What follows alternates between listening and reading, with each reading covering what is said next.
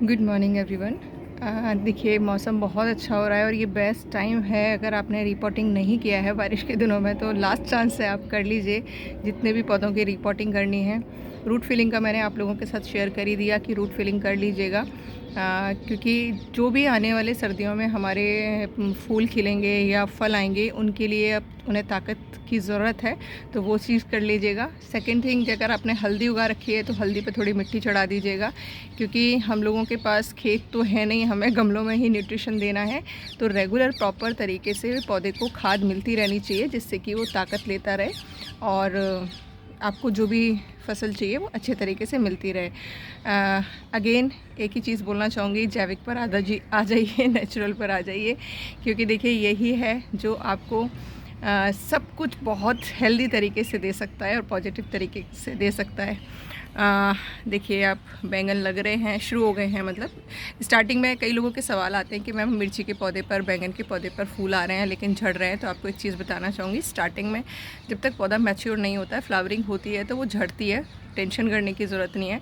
बैंगन को राख बहुत पसंद है, राख में क्या होता है, पोटाश होता है, तो आप हल्का सा राख स्प्रिंकल कर दीजिए। और बायो एंजाइम तो आपको पता ही है, वो तो काम करता ही करता है, लेकिन राख भी अगर आप स्प्रिंकल करते हैं तो पौधे को ताकत मिलेगी, पोटाश मिलेगा और पौधे का जो फूल है वो रुकने लगेगा। सेम चीज़ आप मिर्ची पे कर सकते हैं, चाहे तो पानी में घोल के छाछ स्प्रिंकल कर सकते हैं, चाहे तो शाम के टाइम पत्तों को गीला करिए और हल्का सा स्प्रिंकल कर दीजिए राख को, और अगले दिन पानी से आप जब धोएंगे पौधे को तो वो सारी राख मिट्टी में मिल जाएगी। बहुत ज़्यादा राख नहीं देनी है, ज़्यादा चीज़ें नुकसान करती हैं, लिमिट में पौधे के अकॉर्डिंग दीजिएगा।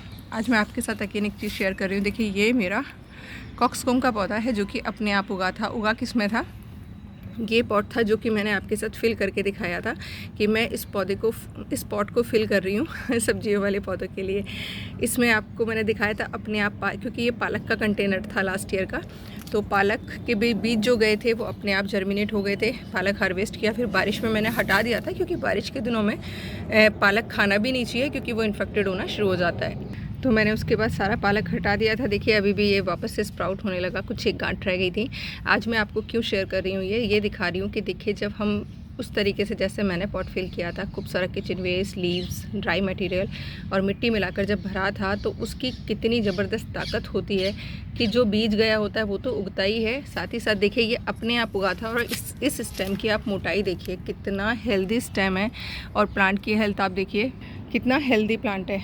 और आप यकीन करेंगे, जब से ये मैंने फिल किया था, मैं आपको डेट शेयर करूँगी डिस्क्रिप्शन में, तब से लेकर टिल डेट आज तक मैंने इसके अंदर कोई खाद नहीं डाली है। पौधा अपनी उसी खाद से ग्रो हो रहा है। इसीलिए मैं कहती हूँ आपसे कि जब भी आप पौधे लगा रहे हैं इस तरीके से लगाएंगे जैसे मैं पॉट फिल करती हूँ, तो आपको 6 महीने तक तो कोई खाद नहीं देने की ज़रूरत पड़ेगी और आपके पौधे बहुत हेल्दी रहेंगे। ये आज एक्चुअली मुझे देखिए, क्योंकि जगह बहुत कम रह गई है और पौधा बहुत हो गया है, तो इसको खाली कर रही हूँ।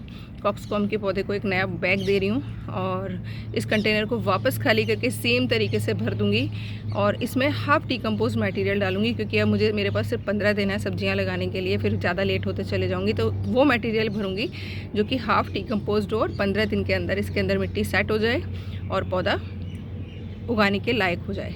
और देखिए जब हम किचन वेस्ट और लीव्स वगैरह भरते हैं ना, तो इस तरीके के क्रिएचर्स इसके अंदर रहते हैं, जीव रहते हैं। देखिए आप देख पा रहे होंगे, ये छोटे से कीड़े जिनके बहुत सारे हाथ पैर होते हैं, तो ये नुकसान नहीं पहुंचाते हैं। ये क्या करते हैं, जो भी मटेरियल हमने भरा हुआ है उसको फटाफट से खाकर डिकम्पोज कर देते हैं और पौधे के लिए भोजन उपलब्ध करा देते हैं। तो डरने की ज़रूरत नहीं है, आराम से इनको घूमने दीजिए, मेरे हर पॉट में आपको मिल जाएगा। और पौधों की हेल्थ अगेन आप देखते ही हैं। तो आज टेरेस पर बहुत काम किया है सुबह से 6:30 बजे से लग रही हूँ और अभी तक ख़त्म नहीं हुआ है, चल रहा है काम। आज काफ़ी सारे जेड प्लांट की रिपोर्टिंग की है, क्योंकि बहुत सारी कटिंग्स तैयार हुई हैं। और ये देखिए रूट फिलिंग का ये होता है कमाल की, मैंने 3 दिन हुए हैं रूट फिलिंग किए हुए, और जो कलियाँ बढ़ नहीं पा रही थी, देखिए सब ने एकदम से पूरा प्रॉपर रूप लिया और फूल बनकर खिलने लगे। ये फ़ायदा होता है रूट फिलिंग का। तो मैं अगेन आपसे मेंशन करना चाहूँगी कि जो लोग बार बार मुझसे पूछते हैं कि मैम रूट फिलिंग से क्या होता है, पौधे को भरपूर मात्रा में ताकत मिलती है फ्रूटिंग के लिए, फ्लावरिंग के लिए। ये आप ज़मीन में भी कर सकते हैं, गमलों में तो करना ही है, ज़मीन में भी करेंगे तो बहुत अमेजिंग रिजल्ट आएंगे। करके देखिएगा, आपके यहाँ फूल की, फल की, सब्जियों की कोई कमी नहीं होगी। तो आई होप तैयारी शुरू कर दी होगी कर दी है, तो बस ये चीज़ें कर लीजिएगा। जो सब्जियों वाले कंटेनर तैयार हैं उनमें सब्जियां लगाना शुरू कर दीजिएगा। जो लगा चुके थे उन पर थोड़ी थोड़ी खाद मिली मिट्टी चढ़ा दीजिएगा, जिससे कि अच्छे से आपको फसल मिल सके। Thank you for watching, channel पर बने रहिएगा।